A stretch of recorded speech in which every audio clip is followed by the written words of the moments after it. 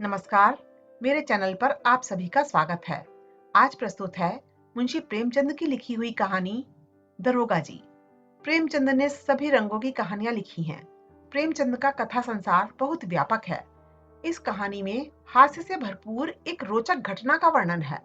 वाचन शुरू करने से पहले आप सभी से मेरा एक अनुरोध है, कृपया मेरे चैनल को सब्सक्राइब कर लें, बेल आइकन को जरूर हिट कर दें ताकि अगली कहानी की नोटिफिकेशन आप सभी को समय पर मिल जाए। तो आइए कहानी शुरू करते हैं। कल शाम को एक जरूरत से तांगे पर बैठा हुआ जा रहा था कि रास्ते में एक और महाशय तांगे पर आ बैठे। तांगे वाला उन्हें बिठाना तो न चाहता था, पर इनकार भी न कर सकता था। पुलिस के आदमी से झगड़ा कौन मोल ले। यह साहब किसी थाने के दरोगा थे। एक मुकदमे की पैरवी करने सदर आए थे। मेरी आदत है कि पुलिस वालों से बहुत कम बोलता हूँ। सच पूछिए तो मुझे उनकी सूरत से नफरत है। उनके हाथों प्रजा को जितने कष्ट उठाने पड़ते हैं, इसका अनुभव इस जीवन में कई बार कर चुका हूँ। मैं जरा एक तरफ खिसक गया और मुंह फेर कर दूसरी ओर देखने लगा कि दरोगा जी बोले, जनाब, यह आम धारणा है कि पुलिस वाले बहुत रिश्वत लेते हैं, लेकिन यह कोई नहीं देखता कि पुलिस वाले रिश्वत लेने के लिए कितने मजबूर हैं। अगर पुलिस वाले रिश्वत लेना बंद कर दें तो मैं हलफ से कहता हूँ, ये जो बड़े ऊंची ऊंची पगड़ियों वाले रईस नजर आते हैं, सबके सब जेल खाने के अंदर बैठे दिखाई दें।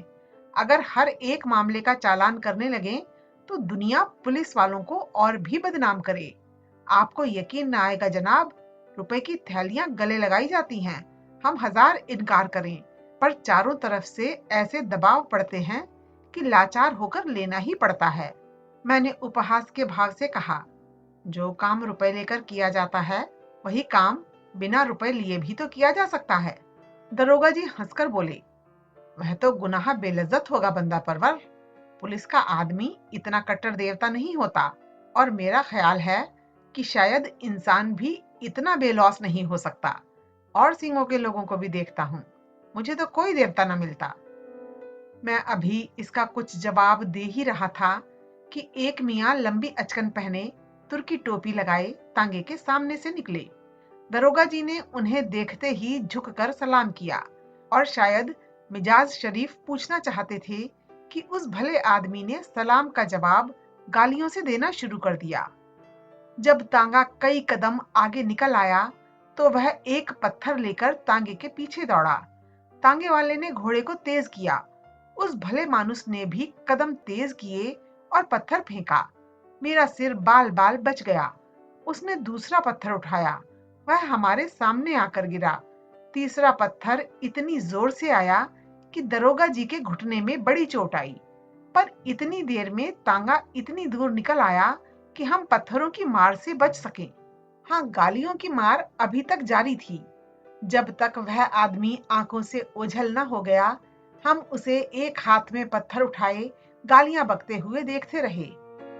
जब जरा चित्त शांत हुआ, मैंने दरोगा जी से पूछा, यह आदमी कौन है साहब? कोई पागल तो नहीं है? दरोगा जी ने घुटने सहलाते हुए कहा, पागल नहीं है साहब, मेरा पुराना दुश्मन है। मैंने समझा था पिछली बातें भूल गया होगा, वरना मुझे क्या पड़ी थी कि सलाम करने जाता। मैंने पूछा, आपने इसे किसी मुकदमे में सजा दिलाई होगी? दरोगा जी ने कहा, बड़ी लंबी दास्तान है जनाब, बस इतना ही समझ लीजिए कि इसका बस चले तो मुझे जिंदा ही निकल जाए। आप तो आग को और भड़का रहे हैं, अब तो वह दास्तान सुने बगैर तस्कीन न होगी। दरोगा जी ने पहलू बदल कर कहा, अच्छी बात है, सुनिए। कई साल हुए मैं सदर में ही तैनात था। बेफिक्री के दिन थे, ताजा खून।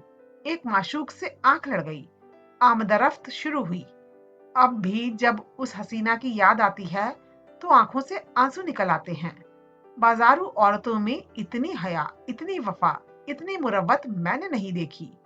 2 साल उसके साथ इतने लुत्फ से गुजरे कि आज भी उसकी याद करके रोता हूँ, मगर किस्से को बढ़ाऊंगा नहीं, वरना अधूरा ही रह जाएगा। मुख्तसर यह है कि 2 साल के बाद मेरे तबादले का हुक्म आ गया। उस वक्त दिल को जितना सदमा पहुंचा, उसका जिक्र करने के लिए दफ्तर चाहिए। बस जी चाहता था कि इस्तीफा दे दूं। उस हसीना ने खबर सुनी तो उसकी जान सी निकल गई। सफर की तैयारी के लिए 3 दिन मिले थे। ये 3 दिन हमने मंसूबे बांधने में काटे। उस वक्त मुझे अनुभव हुआ कि औरतों को अक्ल से खाली समझने में हमने कितनी बड़ी गलती की है। मेरे मंसूबे शेख चिल्ली के से होते थे, कलकत्ते भाग चलें, वहां कोई दुकान खोल लें या इसी तरह कोई दूसरी तजवीज करता, लेकिन वह यही जवाब देती कि अभी वहां जाकर अपना काम करो, जब मकान का बंदोबस्त हो जाए तो मुझे बुला लेना, मैं दौड़ी चली आऊंगी। जुदाई की घड़ी आई। मुझे मालूम होता था कि अब जान न बचेगी। गाड़ी का वक्त निकला जाता था और मैं उसके पास से उठने का नाम न लेता था, मगर मैं फिर किस्से को तूल देने लगा। खुलासा यह है कि मैं उसे 2-3 दिन में बुलाने का वादा करके रुखसत हुआ, पर अफसोस वे 2-3 दिन कभी न आए। पहले 10-5 दिन तो अफसरों से मिलने और इलाके की देखभाल में गुजरे। उसके बाद घर से खत आ गया कि तुम्हारी शादी तय हो गई, रुखसत लेकर चले आओ। शादी की खुशी में उस वफा की देवी की मुझे फिक्र न रही। शादी करके महीने भर बाद लौटा, बीवी साथ थी, रही सही याद भी जाती रही। उसने 1 महीने के बाद खत भेजा, पर मैंने जवाब न दिया। डरता रहता था कि कहीं एक दिन वह आकर सिर पर सवार न हो जाए, फिर बीवी को मुंह दिखाने लायक भी न रह जाऊं। साल भर के बाद मुझे एक काम से सदर आना पड़ा। उस वक्त मुझे उस औरत की याद आई। सोचा जरा चलकर देखना चाहिए किस हालत में है। फौरन अपने खत न भेजने और इतने दिनों तक न आने का जवाब सोच लिया और उसके द्वार पर जा पहुंचा। दरवाजा साफ सुथरा था, मकान की हालत भी पहले से अच्छी थी। दिल को खुशी हुई कि इसकी हालत उतनी खराब नहीं हुई जितनी मैं समझे था। और क्यों खराब होने लगी? मुझ जैसे दुनिया में क्या आदमी ही नहीं है? मैंने दरवाजा खटखटाया। अंदर से वह बंद था। आवाज आई, कौन है? दरोगा जी ने कहा, वाह, इतनी जल्दी भूल गई, मैं हूं बशीर। कोई जवाब न मिला। आवाज उसी की थी, इसमें कोई शक नहीं। फिर दरवाजा क्यों नहीं खोलती? जरूर मुझसे नाराज हैं। मैंने फिर किवाड़ खटखटाए और लगा अपनी मुसीबतों का किस्सा सुनाने। कोई 15 मिनट के बाद दरवाजा खुला। हसीना ने मुझे इशारे से अंदर बुलाया और चट किवाड़ बंद कर लिए। मैंने कहा, मुआफी मांगने आया हूं, यहां से जाकर मैं बड़ी मुश्किल में फंस गया। इलाका इतना खराब कि दम मारने की मोहलत नहीं मिलती। हसीना ने मेरी तरफ न देखकर जमीन की तरफ ताकते हुए कहा, मुआफी किस बात की? तुमसे मेरा निकाह तो हुआ न था। दिल कहीं और लग गया तो मेरी याद क्यों आती? मुझे तुमसे कोई शिकायत नहीं। जैसा और लोग करते हैं वैसा तुमने किया। यही क्या कम है कि इतने दिनों बाद इधर आ तो गए। रहे तो खैरियत से? किसी तरह जिंदा हूं। शायद जुदाई में घुलते घुलते यह तोंद निकल आई है। खुदा झूठ ना बुलवाए, तब से मोटे हो गए हो। मैंने झेंपते हुए कहा, यह सारी बलगम की फिसाद है। भला मोटा मैं क्या होता? उधर का पानी निहायत बलगमी है। तुमने तो मेरी याद ही भुला दी। उसने अब की मेरी ओर निगाह से देखा और बोली, खत का जवाब तक न दिया, उल्टे मुझी को इल्जाम देते हो। मैं तुम्हें शुरू से बेवफा समझती थी और तुम वैसे ही निकले। बीवी लाए और मुझे खत तक न लिखा। मैंने ताज्जुब से पूछा, तुम्हें कैसे मालूम हुआ कि मेरी शादी हो गई? उसने रुखाई से कहा, यह पूछकर क्या करोगे? झूठ तो नहीं कहती। बेवफा बहुत देखे, लेकिन तुम सबसे बढ़कर निकले। तुम्हारी आवाज सुनकर जी में तो आया कि दुत्कार दूं, लेकिन यह सोचकर दरवाजा खोल दिया कि अपने दरवाजे पर किसी को क्या जलील करूं। मैंने कोट उतार कर खूंटी पर लटका दिया, जूते भी उतार डाले और चारपाई पर लेटकर बोला, लैला, देखो इतनी बेरहमी से न पेश आओ। मैं अपनी खताओं को खुद तस्लीम करता हूँ, इसीलिए अब तुमसे मुआफी मांगने आया हूँ। जरा अपने नाजुक हाथों से एक पान तो खिला दो। सच कहना, तुम्हें मेरी याद काहे को आती होगी? और कोई यार मिल गया होगा? पहली पानदान खोलकर पान बनाने लगी कि एकाएक किसी ने किवाड़ खटखटाए। मैंने घबराकर पूछा, यह कौन शैतान आ पहुंचा? हसीना ने होठों पर उंगली रखते हुए कहा, यह मेरे शौहर हैं। तुम्हारी तरफ से जब निराश हो गई तो मैंने इनके साथ निकाह कर लिया। मैंने त्योरियां चढ़ाकर कहा, तो तुमने मुझे पहले ही क्यों ना बता दिया? मैं उल्टे पांव लौट जाता। यह नौबत क्यों आती? न जाने कब की यह कसर निकाली। मुझे क्या मालूम कि यह इतने जल्दी आ जाएंगे। रोज तो पहर रात गए आते थे। फिर तुम इतनी दूर से आए थे, तुम्हारी कुछ खातिर भी तो करनी थी। यह अच्छी खातिर की। बताओ अब मैं कहाँ जाऊं? मेरी समझ में खुद कुछ नहीं आ रहा है। या अल्लाह, किस अजाब में फंसी। इतने में उन साहब ने खटखटाया। ऐसा मालूम होता था कि किवाड़ तोड़ डालेगा। हसीना के चेहरे पर एक रंग आता था, एक रंग जाता था। बेचारी खड़ी कांप रही थी। बस जुबान से यही निकलता था, या अल्लाह रहम कर। बाहर से आवाज आई, अरे तुम सरे शाम सो गई? अभी तो 8 भी नहीं बजे। कहीं सांप तो नहीं सूंघ गया? अल्लाह जानता है, अब और देर की तो किवाड़ चिरवा डालूंगा। मैंने गिड़गिड़ाकर कहा, खुदा के लिए मेरे छिपने की कोई जगह बताओ। पिछवाड़े कोई दरवाजा नहीं? ना, संडास तो है। सबसे पहले वहीं जाएंगे। अच्छा, वह सामने कोठरी कैसी है?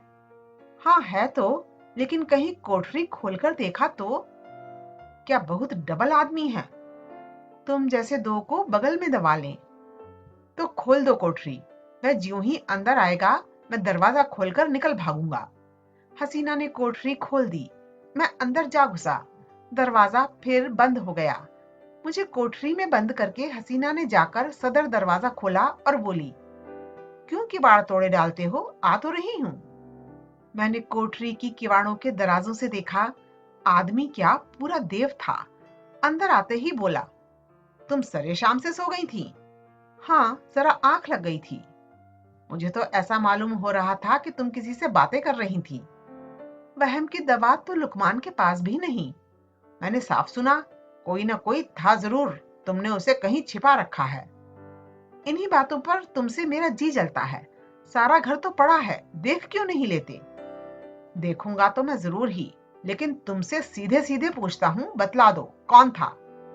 हसीना ने कुंजियों का गुच्छा फेंकते हुए कहा, और कोई था तो घर में ही होगा ना। लो, सब जगह देखाओ। सुई तो है नहीं कि मैंने कहीं छिपा दी हो। वह शैतान इन चकमों में ना आया। शायद पहले भी ऐसा चरका खा चुका था। कुंजियों का गुच्छा उठाकर सबसे पहले मेरी कोठरी के द्वार पर आया और उसके ताले को खोलने की कोशिश करने लगा। गुच्छे में उस ताले की कुंजी न थी। फिर उसने कहा, इस कोठरी की कुंजी कहाँ है? हसीना ने बनावटी ताज्जुब से कहा, अरे तो क्या उसमें कोई छिपा बैठा है? वह तो लकड़ियों से भरी पड़ी है। तुम कुंजी दे दो ना। तुम कभी कभी पागलों के से काम करने लगते हो। अंधेरे में कोई सांप बिच्छू निकल आए तो? ना भैया, मैं उसकी कुंजी ना दूंगी। बला से सांप निकल आएगा, अच्छा ही हो निकल आए। इस बेहयाई की जिंदगी से तो मौत ही अच्छी। हसीना ने इधर उधर तलाश करके कहा, न जाने उसकी कुंजी कहाँ रख दी, ख्याल नहीं आता। इस कोठरी में तो पहले मैंने ताला कभी नहीं देखा। मैं तो रोज लगाती हूँ, शायद कभी लगाना भूल गई हूँ तो कह नहीं सकती। तो तुम कुंजी ना दोगी? कहती तो हूँ, इस वक्त नहीं मिल रही है। कह देता हूँ, कच्चा ही खा जाऊंगा। अब तक तो मैं किसी तरह जब्त किए खड़ा रहा। बार बार अपने ऊपर गुस्सा आ रहा था कि यहाँ क्यों आया। न जाने यह शैतान कैसे पेश आए, कहीं तैश में आकर मार ही न डाले। मेरे हाथों में तो कोई छुरी भी नहीं। या खुदा, अब तू ही मालिक है। दम रोके हुए खड़ा था कि एक पल का भी मौका मिले तो निकल भागूं। लेकिन जब उस मर्दूद ने किवाड़ों को जोर जोर से थपथपाना शुरू किया, तब रूह ही फना हो गई। इधर उधर निगाह डाली कि किसी कोने में छिपने की जगह है या नहीं। किवाड़ों के दराजों से कुछ रोशनी आ रही थी। ऊपर जो निगाह उठाई तो एक मचान सा दिखाई दिया। डूबते को तिनके का सहारा मिल गया। उचक कर चाहता था कि ऊपर चढ़ जाऊं कि मचान पर एक आदमी को बैठे देखकर उस हालत में मेरे मुंह से चीख निकल गई। यह हजरत अचकन पहने, घड़ी लगाए, एक खूबसूरत साफा बांधे उकड़ू बैठे हुए थे। अब मुझे मालूम हुआ कि मेरे लिए दरवाजा खोलने में हसीना ने इतनी देर क्यों की थी। अभी इनको देख ही रहा था कि दरवाजे पर मूसल की चोटें पड़ने लगीं। मामूली किवाड़ तो थे ही, 3-4 चोटों में दोनों किवाड़ नीचे आ गिरे और वह मर्दूद लालटेन लिए कमरे में घुसा।